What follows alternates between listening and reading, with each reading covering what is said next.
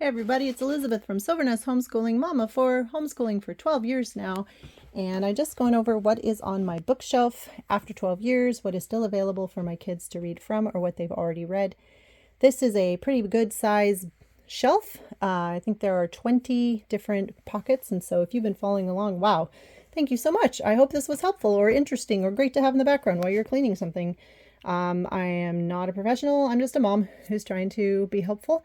And this shelf is a lot of our Christian books that we've used over the years or had available to our kids to read if they wanted to. I do my Christian books a couple different ways. One is I want them to have a relationship with God, so I try really hard not to force feed them things, but to encourage them, I will bribe them. Sometimes we've taken them out for ice cream if they read a pile of books. Certain books are, if they finish something, we'll do some sort of reward or whatever, and they know what pile of books that they can pull that from. So some of these have been in those piles over the years, and some of them are here because we might use them in the future. So first I'm going to start off with, this is a CD collection of the New Testament, and so it's the New King James, and so my kids have listened to this on and off a little bit, and it is here in case they decide they want to listen to it for any reason. And then we have these, the Tales of the Resistance. They were a gift from my brother-in-law's family, and they are allegories, fantasy allegories of the Christian world. And so we have read these out loud to the kids. Miriam, this one I discovered after my kids were pretty much too old for them, but I do really like Mark Batterson, and so I wanted to at least try them. But they do have a David and a couple others that are great for late elementary school. Middle elementary school. So, but yeah, I'm keeping it, but it was a bit too late. And then these I read as a kid, the Frank Peretti series, Door in the Dragon's Throat, Escape from the Isle of Aquarius, The Tombs of Anak, Trapped at the Bottom of the Sea, Secret of the Desert Stone, and The Legend of Annie Murphy. And my kids found these to be, they're fantasy, but also kind of like Christian horror fantasy, but not, but they're for kids, but they're really intense. And my kids they never really liked them. They never really got into them. So they're still on the shelf, but I'd never asked them to read these or bribe them. They were just always there and available because I enjoyed them when I was a kid. We didn't have anything like that when I was a kid. So, all right. I have gotten my kids rewards for reading Screwtape Letters by C.S. Lewis. This is one of my top books by him. It tells the story of being written from a demon to his lower demon that is trying to learn how to stop this one particular gentleman from being with God. And it really opened my eyes to what's going on and why I need to keep loving people and walk in forgiveness and all that kind of stuff. So yeah, highly recommend that one.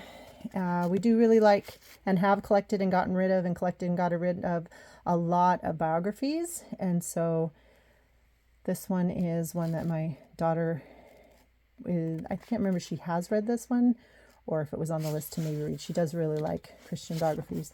The Word Came with Power. There's another Christian biography. Amy Carmichael, Let the Little Children Come. I wish these had better covers.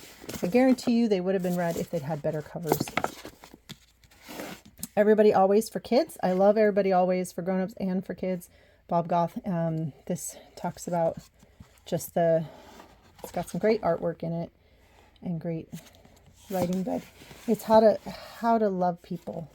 Not just like say I love people, but action love people, and how when you try to love everybody all the time, you might do some unexpected things like use a walkie-talkie to chat with your neighbor, or shoot saltwater taffy with a slingshot, or carry a bucket wherever you go, or build a brand new school. So Bob Goff dreams big and he encourages everyone else to dream big, and that they are loved and wanted, and then they share that loving and wanting by God with other people. So really great devotional.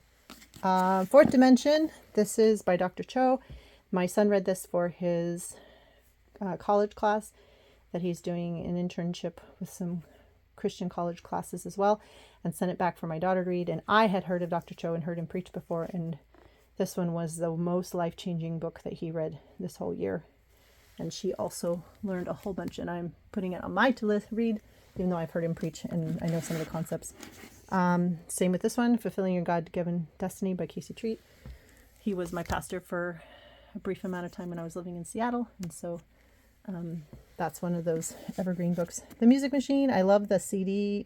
We have the records from when I was a kid. And so this is a copy of the story. This is also one of my pastors, Pastor Mark Cargill, Prophetic Advantage. I have paid them to read this book. This is a great book about listening to the voice of God. This is another story, Christian biography. Again, wish it was a better cover or would have been read by now. Devotional I got for my girls, Belonging Just Us Girls. I think this one needs to leave because I think we've already done this with all the girls. And so when I finish them with everyone, I tend to give them away. Dwell, another Bible study that they can pick from. And let's see what else we got here. A pencil. Real everyday life, guys. We just want kids to be able to live with these books. All right, The Circle Maker, Devotions for Kids. So this idea is that you pray around something over and over and over again until God changes you or changes the situation.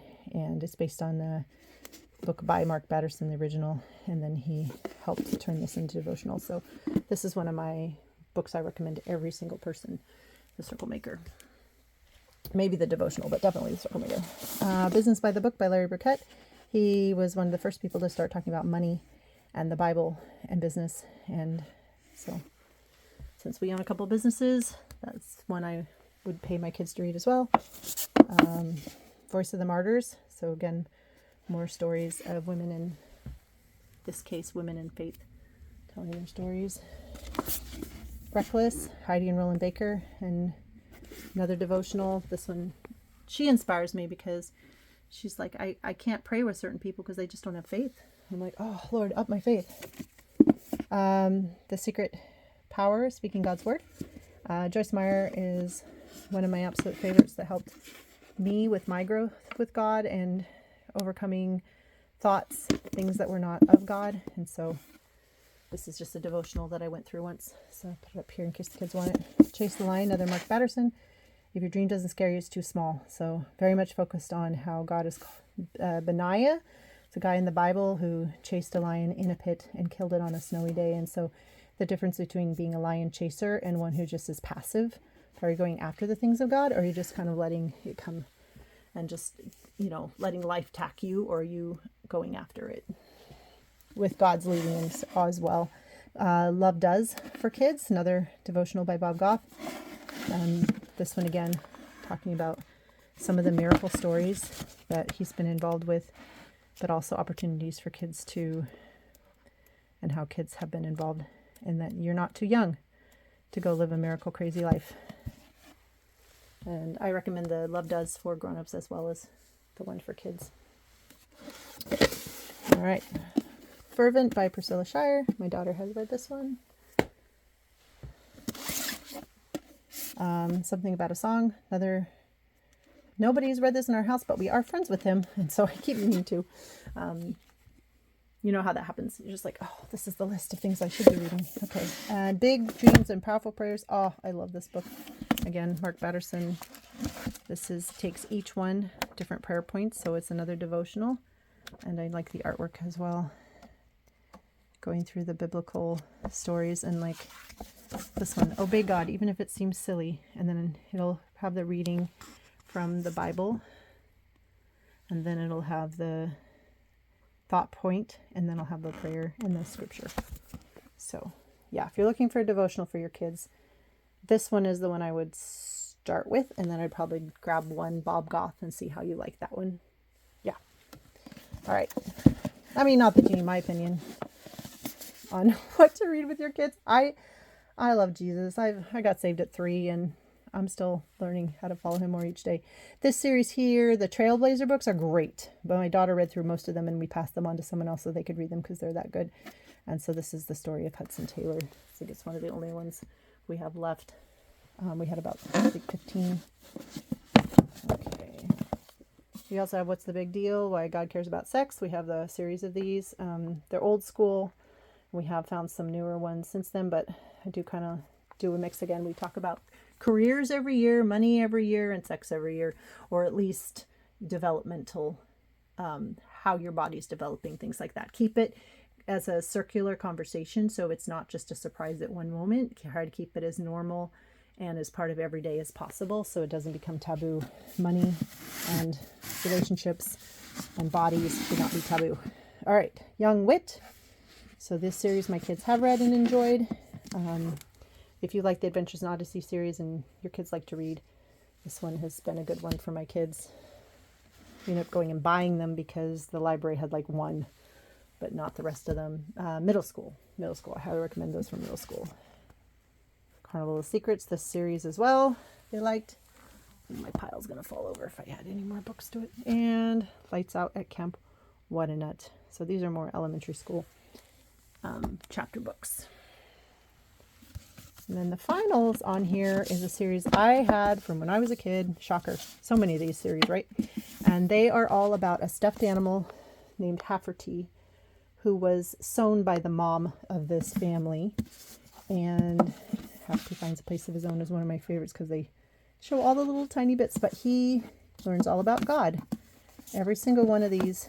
This is the first one, Hafferty Hamster Diamond. He learns that he was made. There was a plan and a purpose for his life.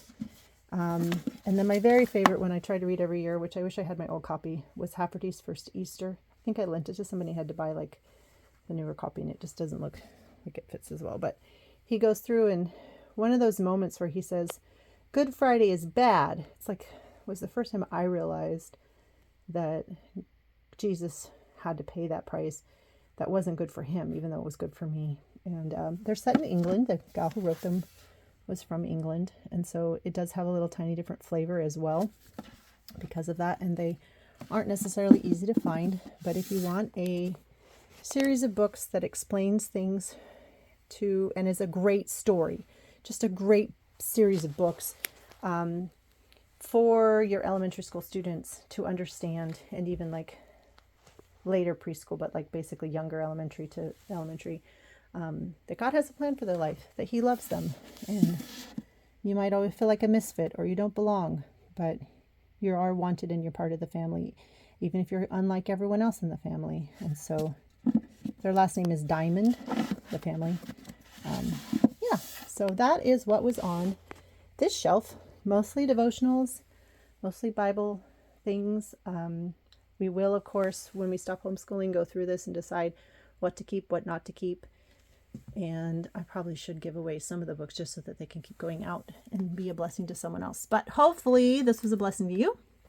And hopefully you are inspired to find something to read with your children. We do not do family devotions as frequently now that they're older. We're much more likely to encourage them to have their own devotions with God. Both solutions are great. All of my kids love Jesus and they all read their Bible every day on their own without me telling them because they want to. And I feel like I can't really ask for any more than that. They all want to have a relationship with God. They all want to serve. The community of believers that we worship with and serve with are so loving and kind and helpful and thoughtful and help with my children. My biggest prayer is that God will continue to surround them with other people who will keep saying life-giving, loving things and who believe in their future and their calling, so that when I'm not there or they don't want to listen to me, they still have people in their corner who are pointing them to Jesus. So anyway, unusual, not like my other shelves, but definitely valuable. And yeah, hope you're having a great day. Hope you're having a great winter, and we will see you. I have, I think, 3 more shelves to go on this long journey. And yeah, we'll talk to you next time. Bye.